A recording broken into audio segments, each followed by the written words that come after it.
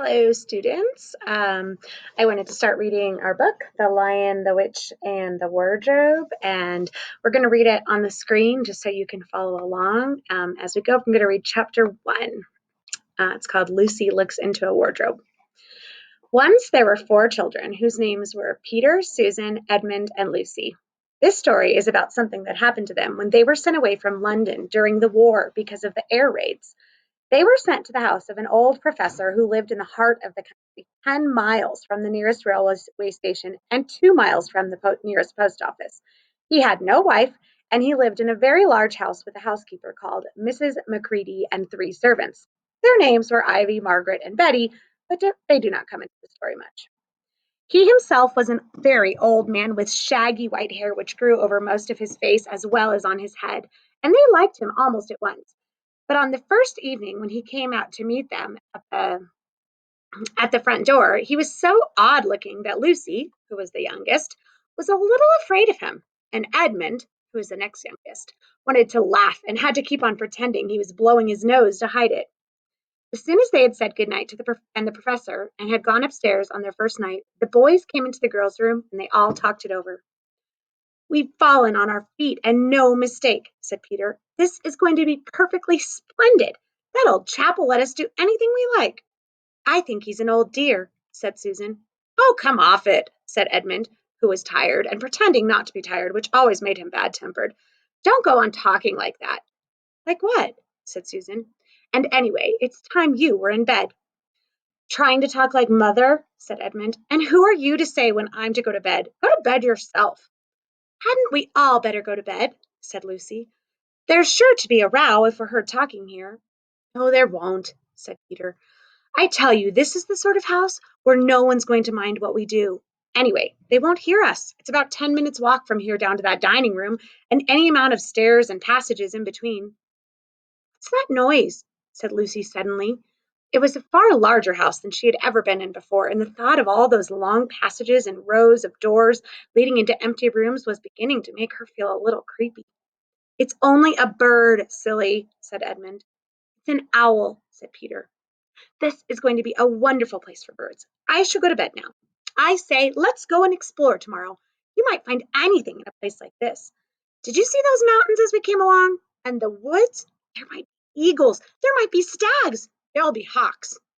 "Badgers," said Lucy. "Foxes," said Edmund. "Rabbits," said Susan. But when the next morning came, there was a steady rain falling, so thick that when you looked out of the window, you could see neither the mountains nor the woods, nor even the stream in the garden. "Of course it would be raining," said Edmund. They had just finished their breakfast with the professor and were upstairs in the room he had set apart for them, a long, low room with 2 windows looking out in one direction and 2 in another. "Do stop grumbling, Ed," said Susan. "10 to 1 it'll clear up in an hour or so, and in the meantime, we're pretty well off. There's a wireless and lots of books." And a wireless here, he's talking about a radio. "Not for me," said Peter. "I'm going to explore in the house."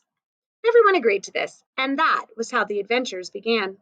It was the sort of house that you never seemed to come to the end of, and it was full of unexpected places. The first few doors they tried led only into spare bedrooms, as everyone had expected they would. Soon they came to a very long room full of pictures, and there they found a suit of armor. And after that was a room all hung with green, with a harp in one corner. And then there came 3 steps down and 5 steps up, and then kind of little upstairs hall and a door that led out onto a balcony, and then a whole series of rooms that led into each other and were lined with books, most of them very old books, and some bigger than a Bible in a church.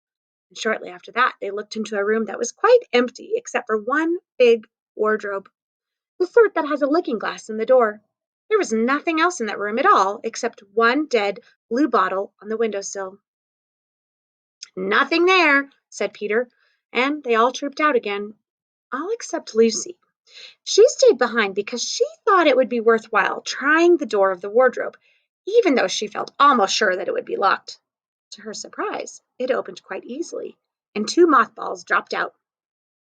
Looking into the inside, she saw several coats hanging up, mostly long fur coats. There was nothing Lucy liked so much as the smell of and feel of fur. She immediately stepped into the wardrobe and got in among the coats and rubbed her face against them. leaving the door open, of course, because she knew that it is very foolish to shut oneself into any wardrobe. Soon she went further in and found that there was a second row of coats hanging up behind the first one. It was almost quite dark in there, and she kept her arms stretched out in front of her so as not to bump her face into the back of the wardrobe. She took a step further in, then two or three steps, always expecting to feel the woodwork against the tip of her fingers. She could not feel it. This must be a simply enormous wardrobe, thought Lucy, still going further in and pushing the soft folds of the coats aside to make room for her. Then she noticed that there was something crunching under her feet. I wonder, is that more mothballs? She thought, stooping down to feel it with her hand. But instead of feeling the hard, smooth wood of the floor of the wardrobe, she felt something soft and powdery and extremely cold. This is very queer, she said, and she went on a step or two further. And you have to remember that queer at this point in time was used to mean unusual. Next moment, she found that she was rubbing against her face and hand. That next moment, she found that what was rubbing against her face and hands was no longer soft fur, but something hard and rough and even prickly. Why, it's just like branches of trees, exclaimed Lucy. And then she saw that there was a light ahead of her, not a few inches away, where the back of the wardrobe ought to have been, but a long way off. Something cold and soft was falling on her. A moment later, she found that she was standing in the middle of a wood at night time, with snow under her feet and snowflakes falling through the air. Lucy felt a little frightened. Sorry, I'll start that over again. Lucy felt a little frightened, but she felt very inquisitive and excited as well. She looked back over her shoulder, and there, between the dark tree trunks, she could still see the open doorway of the wardrobe and even catch a glimpse of the empty room from which she had set out. She had, of course, left the door open, for she knew that it is a very silly thing to shut oneself in a wardrobe. It seemed to be still daylight there. I can always go back if anything goes wrong, thought Lucy. She began to walk forward, crunch, crunch over the snow and through the woods toward the other light. In about 10 minutes, she reached it and found it was a lamp post. As she stood looking at it, wondering why there was a lamp post in the middle of a wood and wondering what to do next, she heard a pitter-patter of feet coming towards her, and soon after that a very strange person stepped out from among the trees into the light of the lamp-post. He was only a little taller than Lucy herself, and he carried over his head an umbrella, white with snow.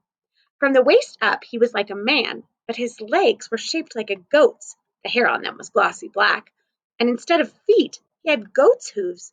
He also had a tail, but Lucy did not notice this at first because it was neatly caught up over the arm that held the umbrella so as to keep it from trailing in the snow. He had a red woolen muffler around his neck, and his skin was rather reddish too. He had a strange but pleasant little face, with a short pointed beard and curly hair, and out of the hair there stuck two horns, one on each side of his forehead. One of his hands, as I have said, held the umbrella. In the other arm he just carried several brown paper parcels. What with the parcels and the snow, it looked just as if he had been doing his Christmas shopping. He was a fawn, and when he saw Lucy, he gave such a start of surprise that he dropped all of his parcels. Goodness gracious me! Exclaimed the fawn.